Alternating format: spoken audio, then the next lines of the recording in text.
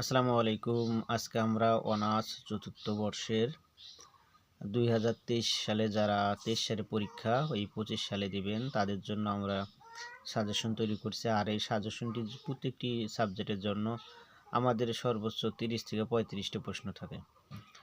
তো কারণ আমাদের প্রশ্নের মধ্যেই 16 থেকে 17টি প্রশ্ন উত্তর করতে হয়। 17 পর্যন্ত থাকে, কিন্তু কোনো কোনো প্রশ্নে ক এবং খ নাম্বার আকারে থাকে। তো এই যে আজকে যেটা আমরা দিচ্ছি এটা হচ্ছে সংখ্যাতত্ত্ব সাজেশন। এটার মধ্যে ক খ আকারে অনেকগুলো প্রশ্ন থাকে, তাই এর জন্য একটু বেশি প্রশ্ন করতে হয়। তো তাও খুব বেশি নেই, অত 27-28টা প্রশ্ন আছে। চলুন দেখি কি কি প্রশ্নগুলো এবারে পরীক্ষার জন্য গুরুত্বপূর্ণ। তো এখানে 1 নম্বরে আছে জেড এর ইউক্লিডীয় অ্যালগরিদমটি বর্ণনা ও প্রমাণ করো। এটি খুবই গুরুত্বপূর্ণ, 100% গুরুত্বপূর্ণ সহকারে পড়তে হবে। আর এই প্রশ্নটি এইরকম আরও 3 ভাবে আসতে পারে, তো আপনারা বইটি দেখে নেবেন। তারপর হচ্ছে মৌলিক সংখ্যার শেষ নাই, এটা 99%, এটাও 100% গুরুত্বপূর্ণ। তারপর পাটিগণিতের মৌলিক উপপাদ্য বা অনন্য উৎপাদকীয়।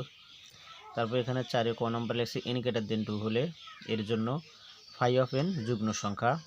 তারপর অয়লারের ফাই ফাংশন গৌণিক।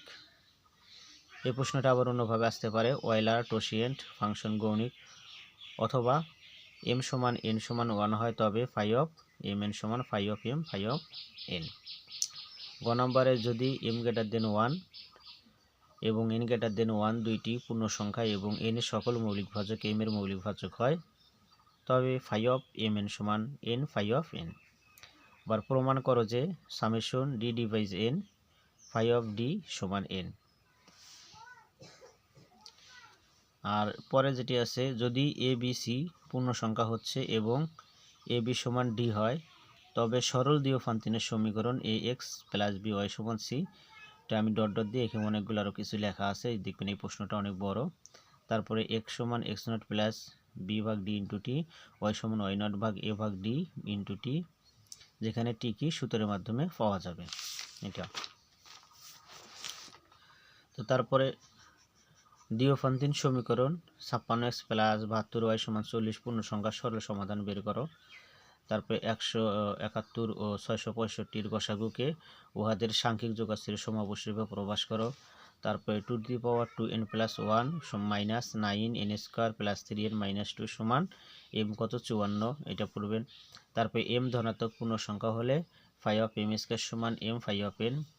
তারপরে 7x প্লাস 19y সমান হচ্ছে 213, এর ধনাত্মক পূর্ণ সংখ্যার সমাধান নির্ণয় করো। Mobius function phi of n সমান 1 যখন n সমান 1 মাইনাস 1 যখন n বিজোড় সংখ্যা এবং 0 যখন পি স্কয়ার ভাগ n যেখানে p মৌলিক সংখ্যা ডট ডট ডট। তাহলে 13 নম্বরে আছে হচ্ছে গৌণিক ফাংশন হলে গৌণিক ফাংশন হলে জি অফ n সমান summation d divides n f of d function গৌণিক হবে। তারপরে summation d divides n ad সমান log n, এটা একটা। আবার এটা হচ্ছে যোজন of n minus summation d divides n d of, এটা হচ্ছে log d।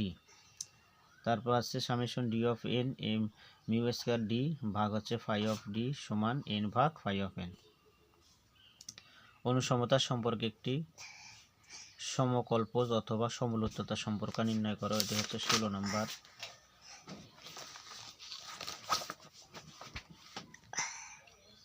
তারপরে 17 নম্বরে যেটি আছে সেটি হচ্ছে অয়লারের উপপাদ্য। 18 নম্বরে পড়তে হবে ফার্মারের উপপাদ্য। 19 নম্বরে চৈনিক ভাগশেষ উপপাদ্য। 20 নম্বর আছে √3 কে অবিরত ভগ্নাংশে প্রকাশ করো।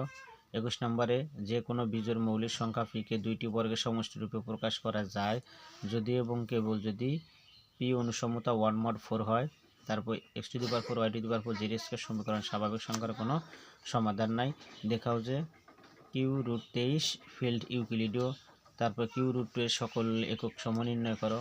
তারপরে x সমান 3/2 প্লাস 5/2 মাইনাস √3 একটি দ্বিঘাতপূর্ণ সংখ্যা কিনা পরীক্ষা করো। তারপর q মাইনাস √3 এর একক নির্ণয় করো। q√m এর একটি পূর্ণ সংখ্যাগুলো হলো 1 নম্বর এটা, 2 নম্বর এটা। এখানে টোটাল এই 27টি প্রশ্ন দেওয়া আছে। এই 27টি প্রশ্নে যারা খুবই গুরুত্ব সহকারে বা ভালো করে পড়বেন ইনশাল্লাহ আশা করি এখান থেকে আপনারা যে সঠিক অ্যান্সার করেন এ প্লাস মার্ক পেতে পারেন। আর ফার্স্ট ক্লাস তো সুনিশ্চিত পাবেনই, কিন্তু এ প্লাসও পেতে পারেন।